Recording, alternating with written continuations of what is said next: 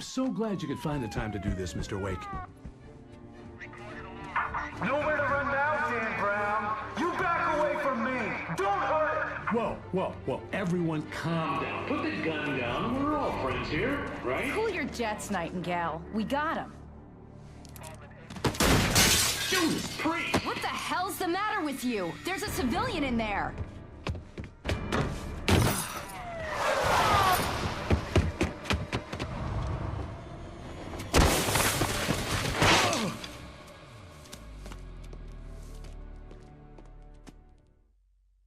I'll get you yet, even if it kills me. You hear me? You hear me, H.P. Lovecraft? I had fallen off so many cliffs it was ridiculous. That's what you get for naming a book The Sudden Stop. It was probably good I hadn't had the chance to tell Maine where I was going. I'd have to lose the cops and find my own way to the mine. Nightingale stared through the broken studio window into the dark woods. He turned around, started to walk out, but Maine grabbed his arm. "Young man, you almost shot me. You don't shoot off rounds at people like that. What's the matter with you?" Nightingale shook his arm free, marched out. His cheeks burned with rage and humiliation.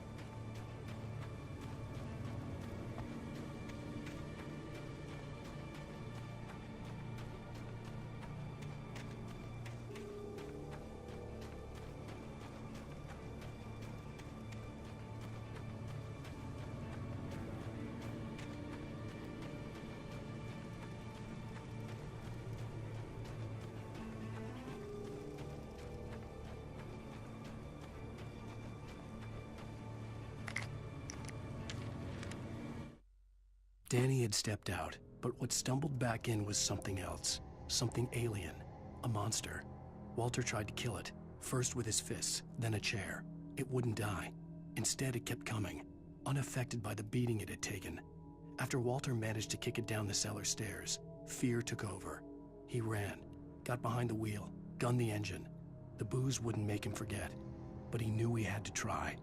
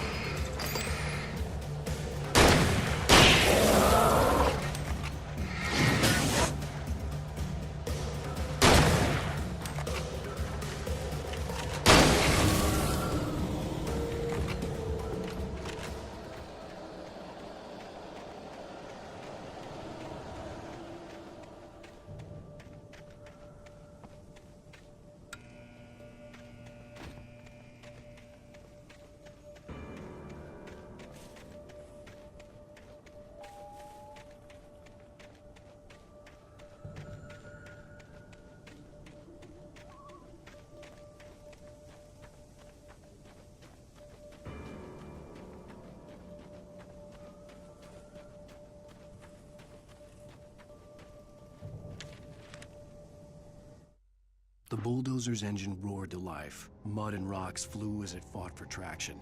It crashed through the concrete wall and landed heavily in the yard.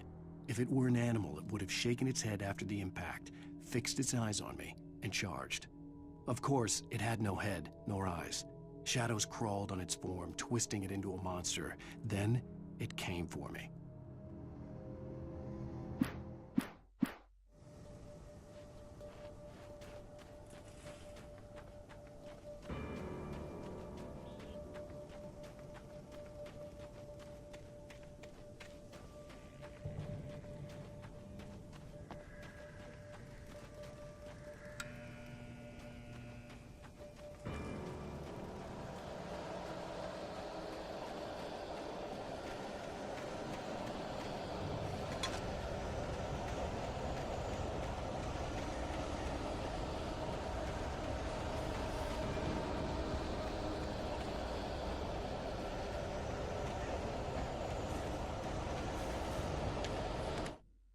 Sarah trusted her gut, and her gut said Agent Nightingale was an asshole. He felt wrong, and it wasn't just the smell of stale booze. It was in the way he flashed his badge, pulled rank, the look in his eyes when he wanted answers. Where was Alan Wake? What was this about an accident? Where was his wife?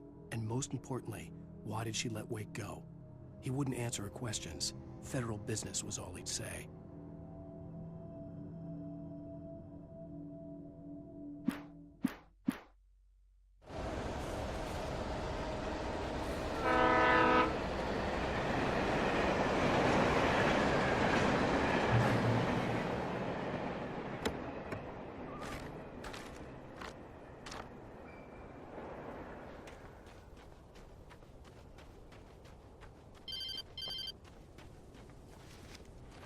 Hello?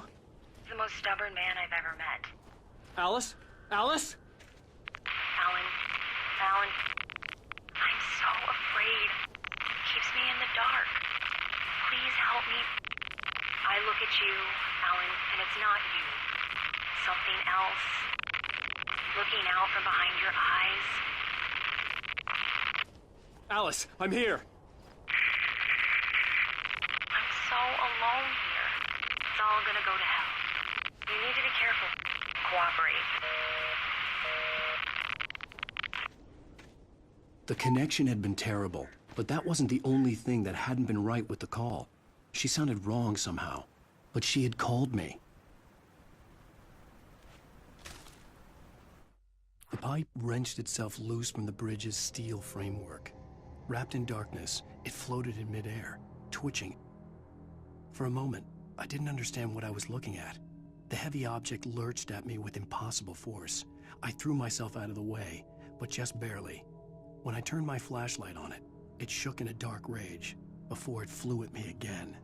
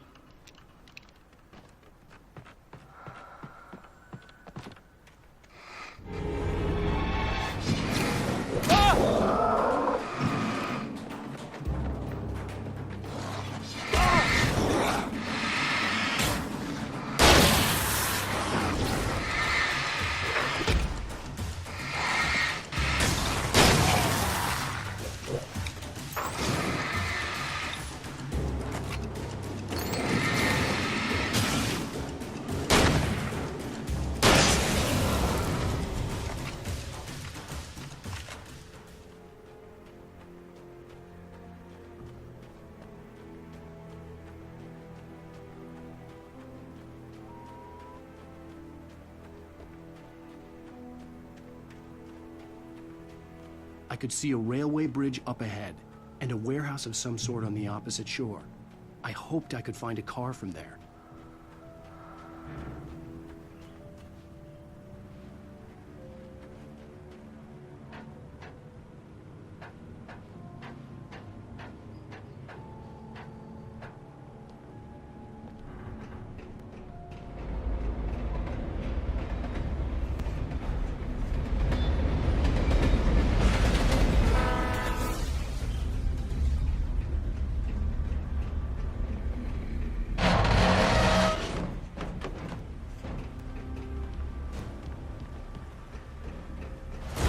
darkness that was pursuing me was growing stronger, and it was taking over everything in its path.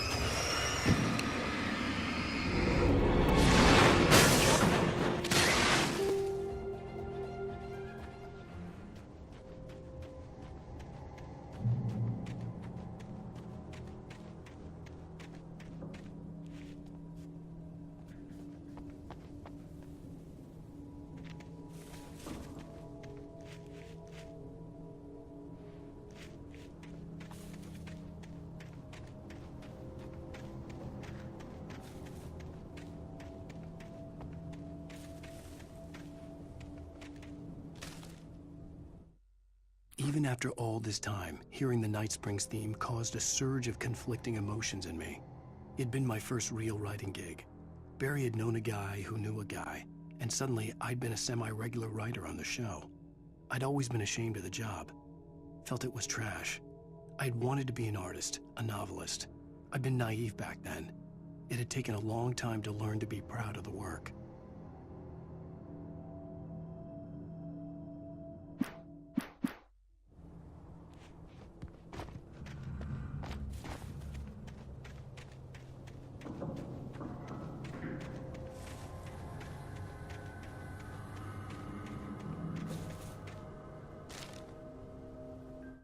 I slammed the door shut right in his smug face. He pleaded for me to open the door. True to form, the asshole actually thought I would obey. I had no sympathy left, no guilt either, not for him. I took a moment to savor the scream. I bet I had a smile on my face. It was all that I had time for. The dark presence was inside the lodge with me.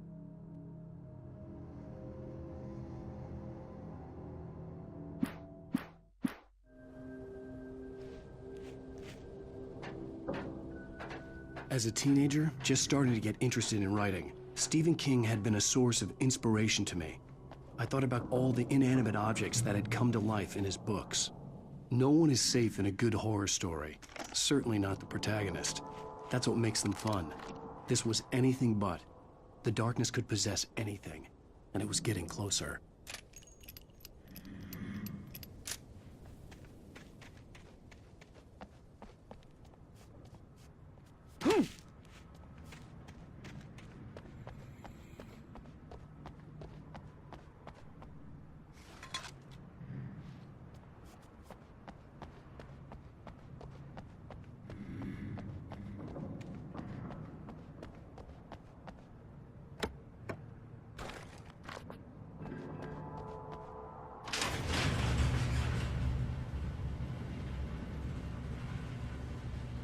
Did you call 911?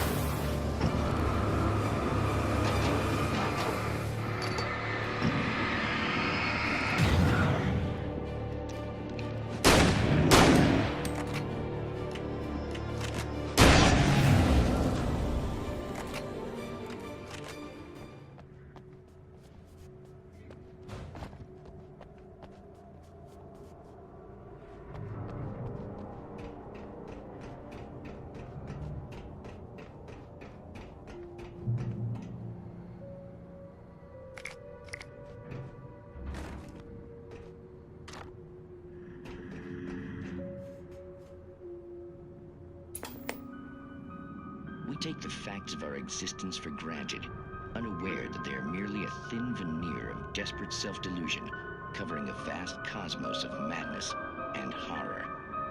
All too often, the stars are right.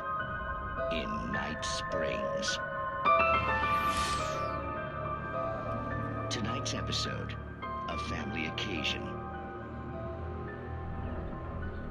Journalist Alvin Derleth's trip to study the local customs of an insular community in Night Springs has been less than successful. Until tonight. Well, I'm glad you changed your minds about this. Ancient customs, local mythology. My editor loves this kind of stuff. Well, Mr. Derleth, we don't want to feel like we're on exhibition. But you have demonstrated the seriousness of your intent. Oh, I am serious. Really, just do your thing. I'll stay out of your way and observe.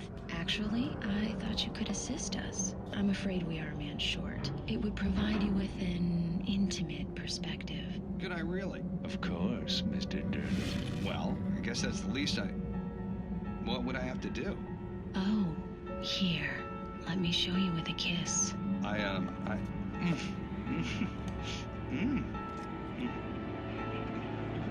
What did you...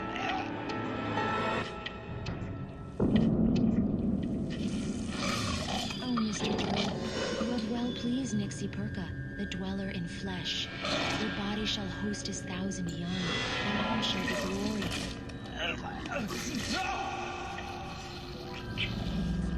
Shh, darling, be calm. Shh. Alvin Derleth learned a harsh lesson. If you go looking for mythology, it may come looking for you. And such quests always bear fruit. In Night Springs.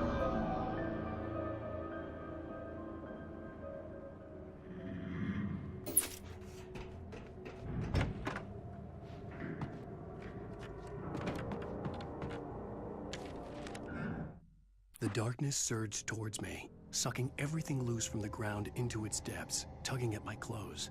I saw the flare the kidnapper had dropped and threw myself towards it just as I felt my feet leave the ground. The darkness embraced me with the force of a tornado. Somehow I managed to light the flare. The darkness roared and cast me away. I fell toward the dark waters of the lake far below.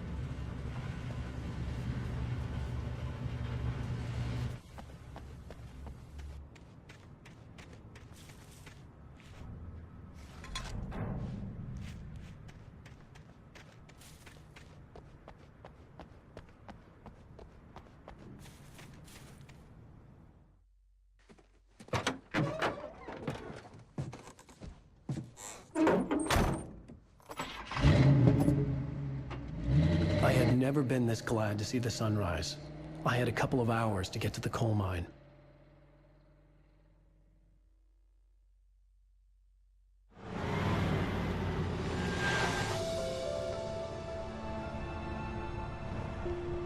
The coal mine wasn't far now.